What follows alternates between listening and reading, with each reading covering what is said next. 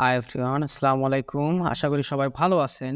So আজকে আমরা নতুন একটা ইনপুট টাইপ নিয়ে কথা বলবো। আজকে আমরা ইনপুট টাইপ সার্চ নিয়ে কথা বলবো।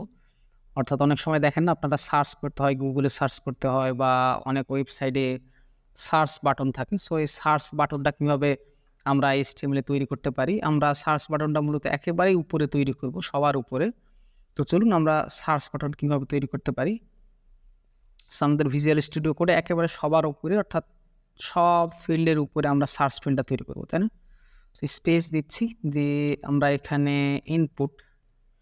ইনপুট টাইপ ইকুয়াল বলতেছি সার্চ এবং শেষে একটা ব্রেক ট্যাগ লাগাচ্ছি। দেন যদি আমি চলে আসলে দেখতে পাবো একটা সার্চ ফিল্ড আমাদের তৈরি হয়ে গেছে, তাই না? এখন কোনো কিছু যদি আমি সার্চ করতে চাই তাহলে দেখবো ডান পাশে একটা ক্রস চিহ্ন আসতেছে এবং ক্রস চিহ্নে যদি আমরা ক্লিক করি তাহলে ক্লিয়ার হয়ে যাচ্ছে ডেটাটা, তাই না? হাই এভরিওয়ান যদি লিখি, আসলে ক্লিক করলে তেমন কিছুই ঘটবে না, গায়েব হয়ে যাবে, কারণ এটা জাভা স্ক্রিপ্ট দিয়ে আমরা কন্ট্রোল করবো যখন জাভা স্ক্রিপ্ট কোর্স শিখবো।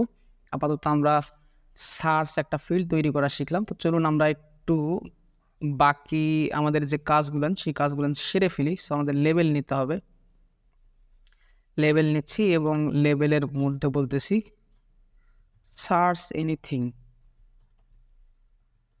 এবং আমাদের এই ইনপুট ফিল্ডের একটা ইউনিক আইডি দিতে হবে। সো আমরা আইডি নিচ্ছি, দিয়ে বলতেছি সার্চ এবং এটাকে কপি করতেছি।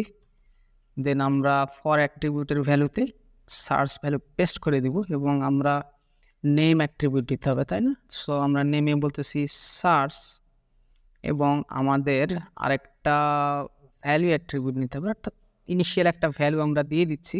সো আমরা ইনিশিয়াল ভ্যালু কি দিয়ে দিচ্ছি, ধরেন হাই এভরিওয়ানই দিয়ে দিলাম, হ্যাঁ, যেন ডিসপ্লেতে শো করা হাই এভরিওয়ান। এখন যদি কোডটাকে সেভ করে চলে আসি তাহলে ইনিশিয়াল দেখতে পাচ্ছি হাই এভরিওয়ান। আপনারা চাইলে ক্লিয়ার করে নতুন করে সার্চ করতে পারেন হাই, অথবা লিখতে পারেন হ্যালো, লিখে সার্চ করতে পারেন।